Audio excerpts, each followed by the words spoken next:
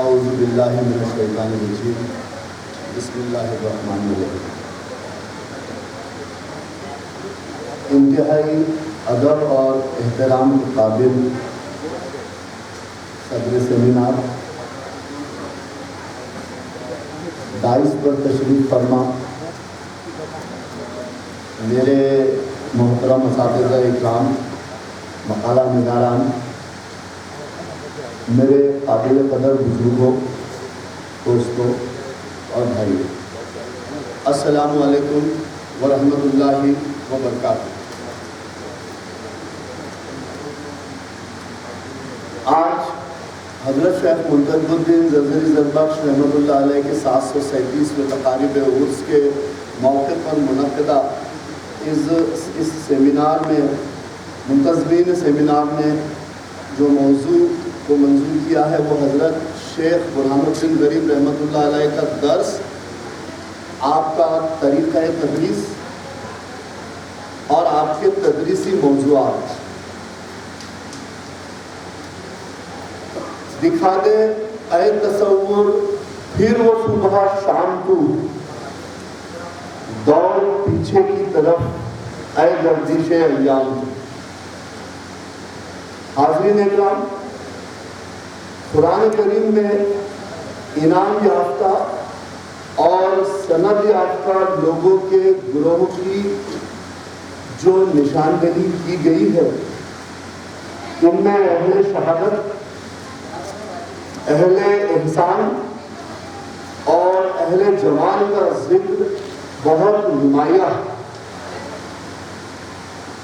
جرات اور قربانی اہل شہادت کے نمایاں اوصاف ہیں۔ اہل شہادت اور اہل احسان میں فرق صرف اتنا ہے کہ شہید دوسروں کے لیے جان دیتا ہے اور محسن دوسروں کے لیے زندہ رہتا ہے۔ ایک کا صدقہ جان ہے اور دوسرے کا تحفہ زندگی۔ ایک سے ممکن وجود میں آتا ہے اور دوسرے سے اس وجود کو توانائی، طاقت اور قوت ملتی ہے۔ اہل شہادت کی تلاش میں جب نظریں اٹھتی ہے تو ان کی ایک لمبی قطار ملتی ہے جس کا ایک سرا ماضی میں گم ہے اور دوسرا مستقبل میں۔ بدر سے لے کر کربلا تک، احد سے لے کر حنین تک، اور پھر فلسطین، ایران، عراق، افغانستان کی زمین ان کے لہو سے رنگین نظر آتی ہے۔ ان کے لیے سند کتاب مقدس میں درج ہے۔ وَلَا تَقُولُوا لِمَنْ يُقْتَلُ فِي سَبِيلِ اللَّهِ أَمْوَاتٌ بَلْ أَحْيَاءٌ وَلَكِنْ لَا تَشْعُرُونَ۔ سند محسنین کے لیے بھی ہے۔ کتاب مقدس کی آیات سند المحسنین، اور ہم ان کو اور زیادہ دیں گے۔ پھر اس کے بعد وَاللَّهُ يُحِبُّ الْمُحْسِنِينَ، کہ اللہ احسان کرنے والوں سے محبت کرتا ہے۔ یہ لوگ بھی عجیب ہیں، ان کو اس بات سے کوئی دلچسپی نہیں کہ وہ یاد رکھے جائیں گے یا بھلا دیے جائیں گے۔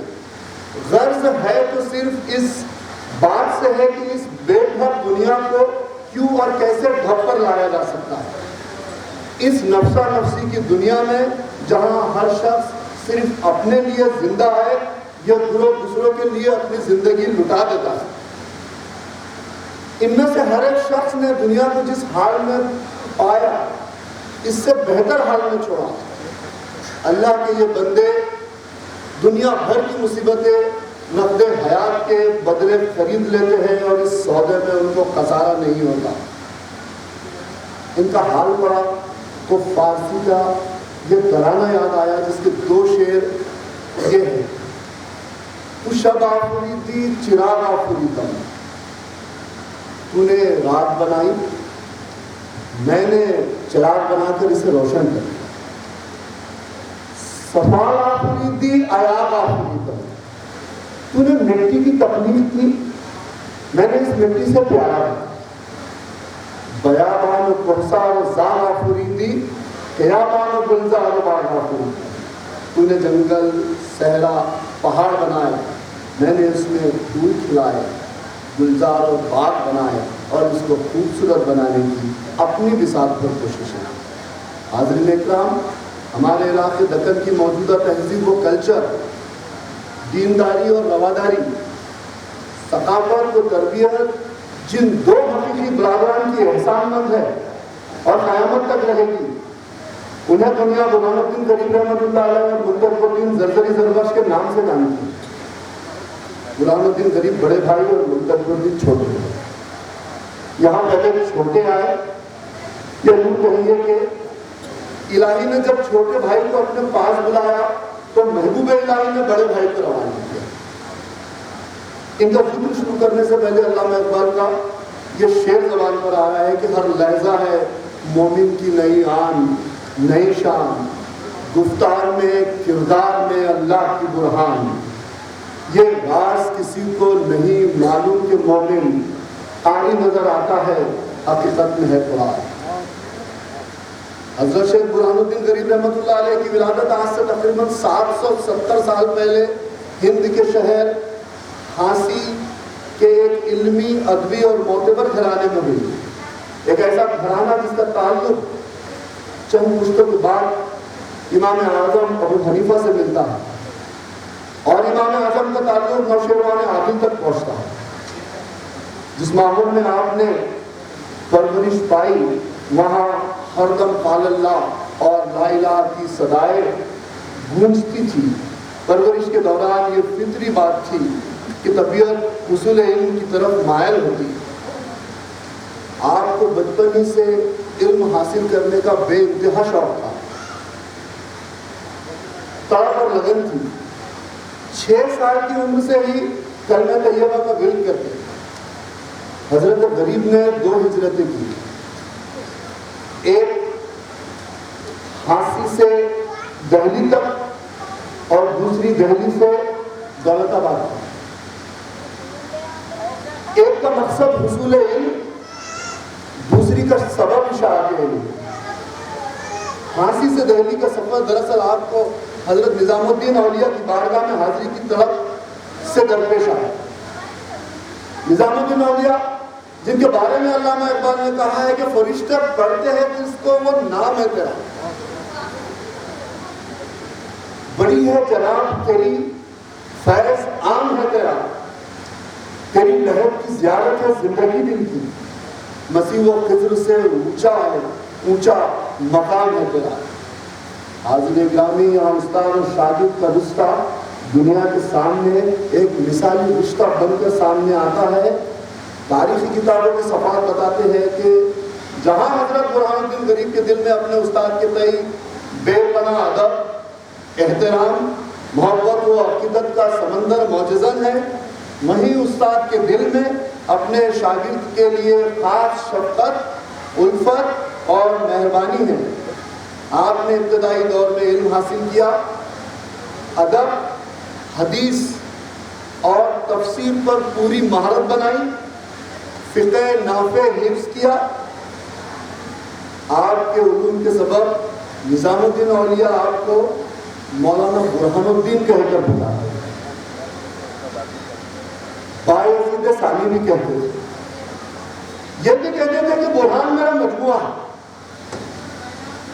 حضرت برہان الدین غریبی کبھی غیاث پور کی طرف پیٹ نہیں کرتے کہ وہاں سلطان العارفین کا گھر ہے۔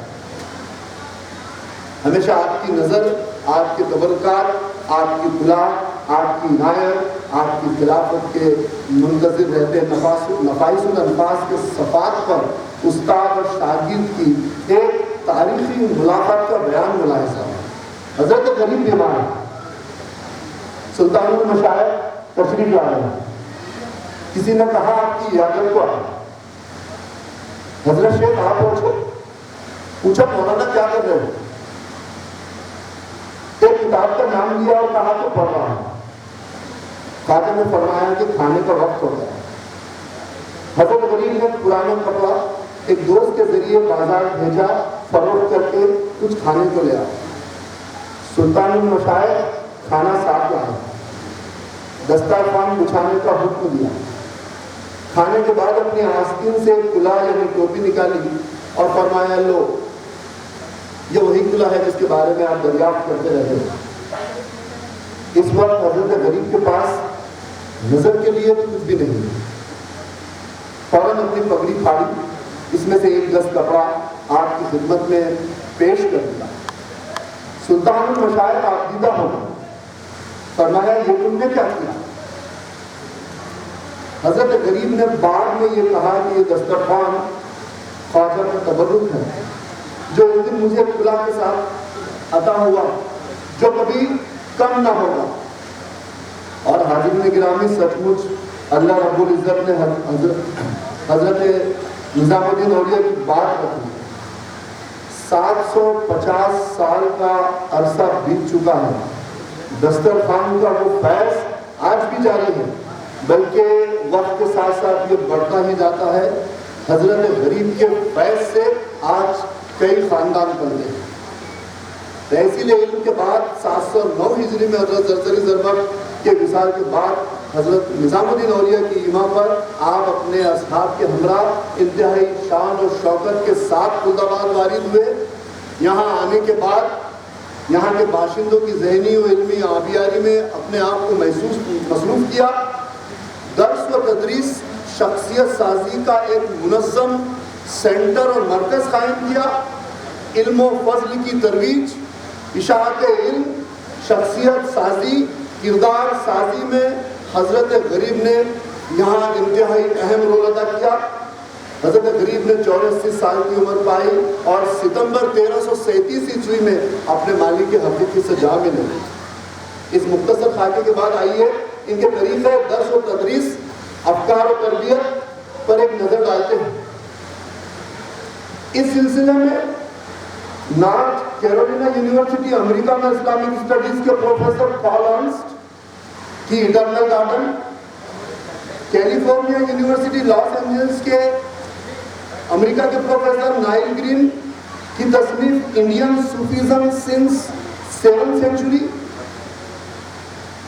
اور خصوصیت سے کاشانی برادران نے رکن الدین عمار کاشانی رحمۃ اللہ علیہ کی تصنیف نفائس الالفاظ، مجدد الدین کاشانی رحمۃ اللہ علیہ کی تصنیف غرائب الکرامات، حماد الدین کاشانی رحمۃ اللہ علیہ کا رسالہ احسن الاقوال، آزاد گرامی کی روضۃ العلیہ، یہ وہ تحریر ہے جو حضرت کے شب و روز کو موہب کیے ہوئے ہیں، بلکہ یہ احساس بھی دلاتے ہیں کہ ان مبارک محفلوں میں ہم خود بھی موجود ہیں اور قبلہ کے واعظ درس و تدریس سے استفادہ کر رہے ہیں۔ محترم حاضرین، میں یہاں ایک بات انتہائی ذمہ داری کے ساتھ کہہ سکتا ہوں کہ حضرت غریب کا طریقہ ہے درس و تدریس، آپ کی ٹیچنگ میتھڈالوجی، آپ کا میتھڈ آف ٹیچنگ، آپ کا انداز و تخاطب، آپ کی فکر ایک بڑے تحقیقی موضوع ہے جس پر یقیناً بہت سودمند کام ہو سکتا ہے۔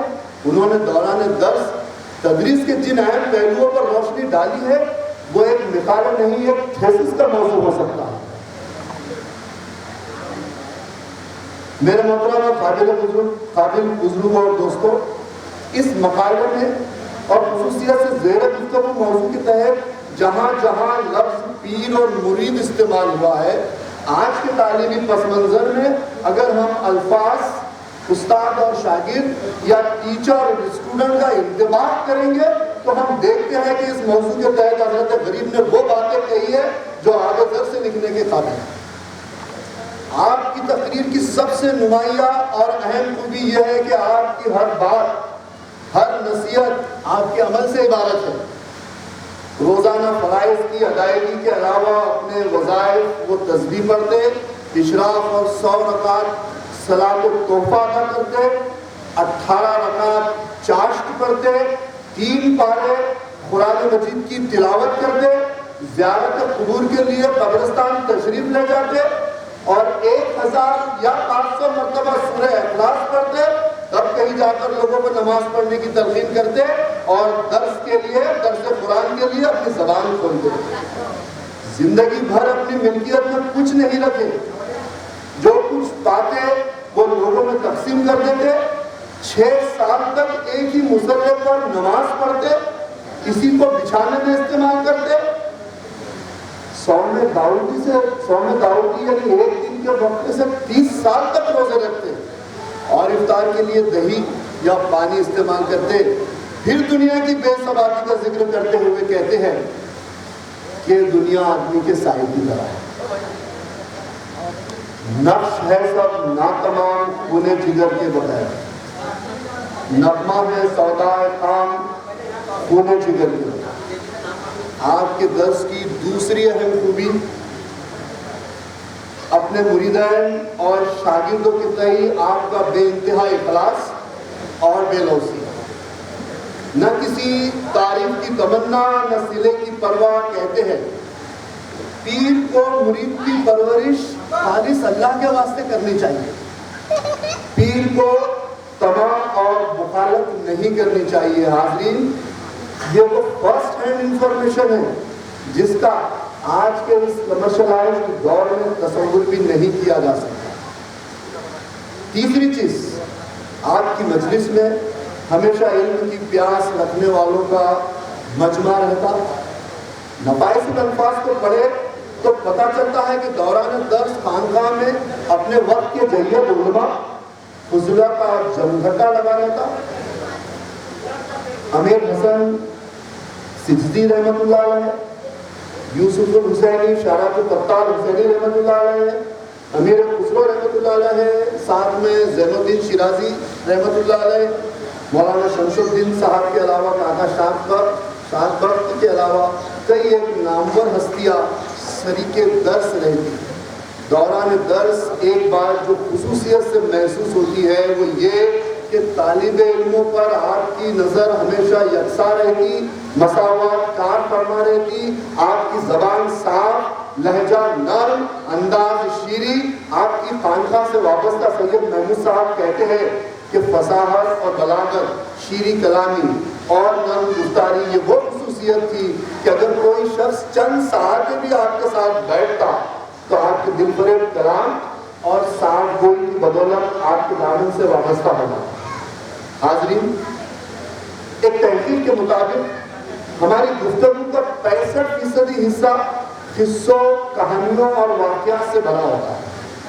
ہم نے اپنی معلومات، خیالات اور احساسات کو لکھنا نہیں سیکھا تھا، تب بھی ہمیں قصے سنانا ضرور آتا۔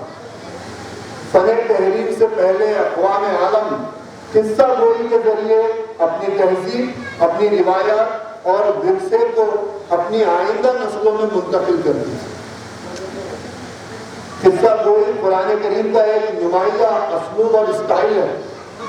قرآن جتنے بھی قصے سناتا ہے ان میں سے ہر ایک کا ایک زبردست مقصد ہے، کہیں ڈرانا اور تنبیہ ہے، کہیں ہمت، حوصلہ، استقامت اور ثابت قلبی کی تلقین ہے۔ قرآن کریم کے قصہ گوئی کے اسی اسٹائل اور اسلوب کی جھلکیاں ہمیں حضرت غریب کی تدریس اور تقریروں میں ملتی ہے۔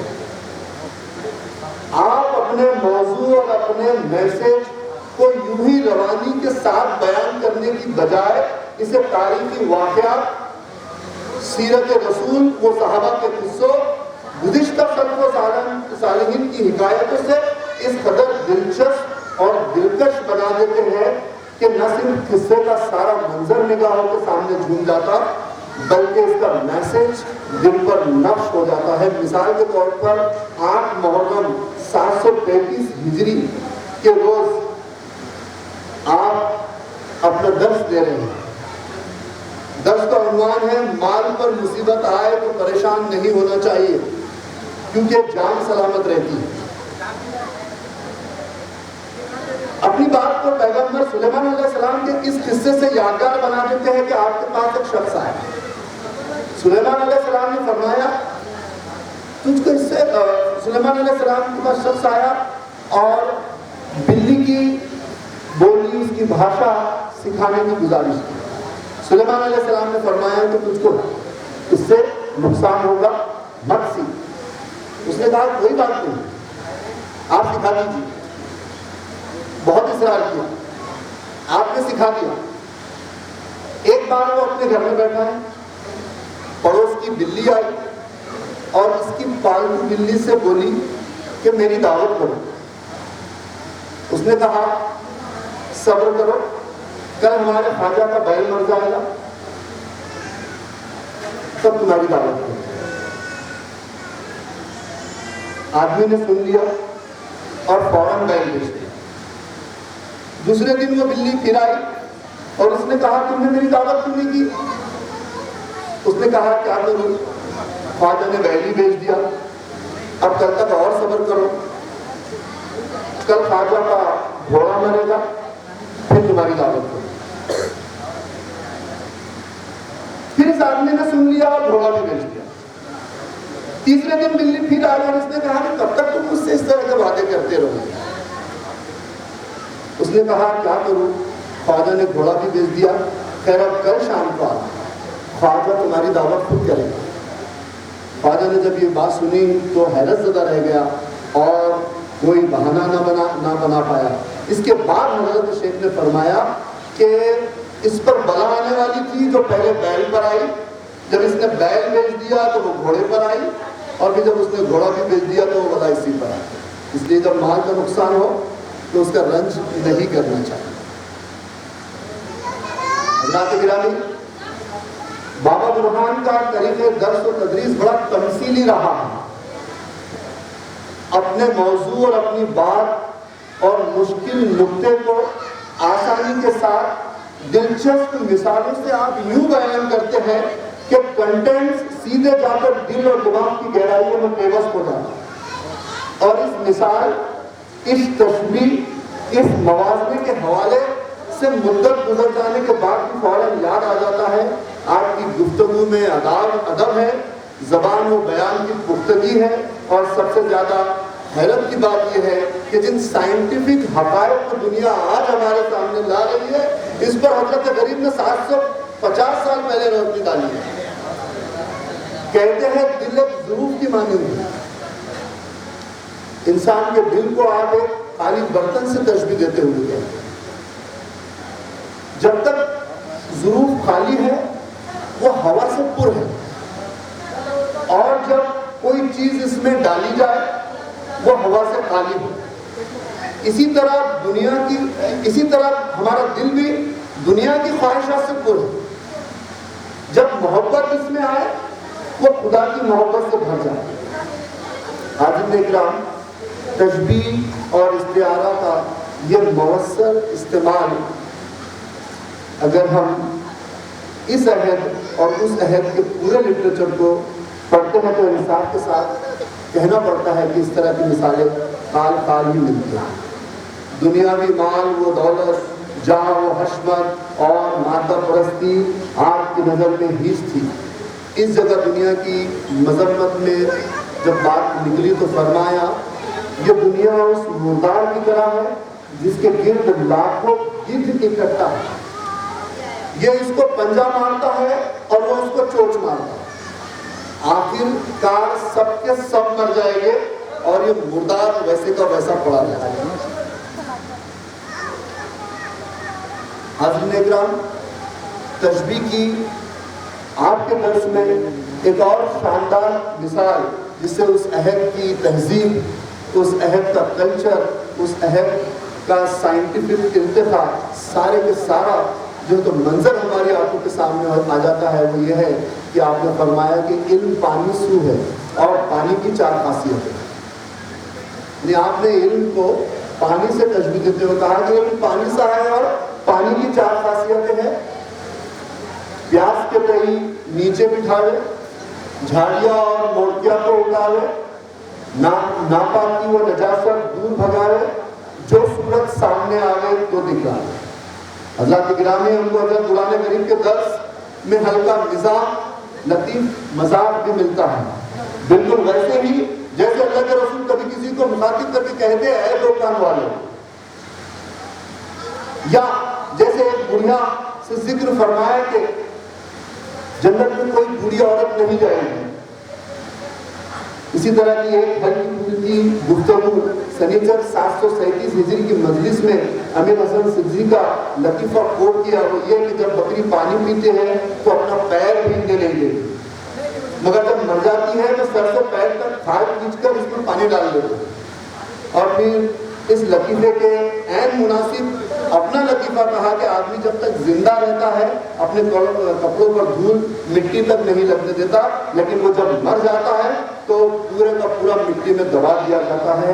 نفائس الالفاظ کے صفحات بتاتے ہیں کہ حضرت غریب کی خانقاہ میں علم و حکمت کی ترسیل صرف ایک طرفہ نہیں ہوتی تھی، یہاں مدرس، مقرر اور سامع کے درمیان انتہائی عالمانہ بصیرت افروز گفتگو رہتی تھی، سامعین کو پوری آزادی حاصل رہتی تھی کہ وہ دین و مذہب اور زندگی کے رموز و اثرات اور ہر طرح کے مسائل سے متعلق سوالات کریں۔ یہ سوالات اور جوابات زندگی کے کیسے کیسے حقائق پر سے پردہ اٹھاتے ہیں۔ ذرا دیکھیے اتوار 29 جمادی الثانی 737 ہجری کی نشست میں حاضرین میں سے کسی نے سوال کیا کہ مردان خدا کو کیسا پہچانا جائے؟ آپ نے حضرت جنید بغدادی کا حوالہ دے کر فرمایا کہ ان سے بھی ایک مرتبہ یہی سوال کیا گیا ہے۔ آپ نے کہا بازار جاؤ اور ایک چور پکڑ کر لے آؤ۔ اس نے کہا میں کیا جانوں چور کون ہے؟ فرمایا جب تم چور کو نہیں پہچان سکتے تو مردان خدا کو کیسے پہچانو گے؟ مردان خدا کو تو صرف خدا ہی جانتا ہے۔ ایک مرتبہ مولانا شمس الدین نے عرض کیا بندہ پرور، بندہ ہر روز ایاک نعبد و ایاک نستعین، ہم تیری عبادت کرتے ہیں اور تجھی سے مدد مانگتے ہیں، نماز میں پڑھتا ہے لیکن اپنے کام کے سلسلے میں آدمیوں کے پاس جاتا ہے، تو میرے ایمان کا کیا حال ہے؟ لوگ تو آدمیوں کے ساتھ منافقت کرتا ہے، میں تو حق کے ساتھ منافقت کر رہا ہوں۔ پھر آپ نے یہ آیت پڑھی نحن قسمنا بینہم معیشتہم فی الحیاۃ الدنیا، ہم نے دنیا کی زندگی میں روزیاں انہی میں بانٹ دی ہے، لہذا جدھر کا رخ کرو اور جہاں بھی جاؤ اللہ تعالیٰ کو موجود سمجھو۔ تمام شد کار من نظام شد، شیطان من غلام شد، دوزخ من حرام شد۔ واخر دعوانا ان الحمد للہ رب العالمین۔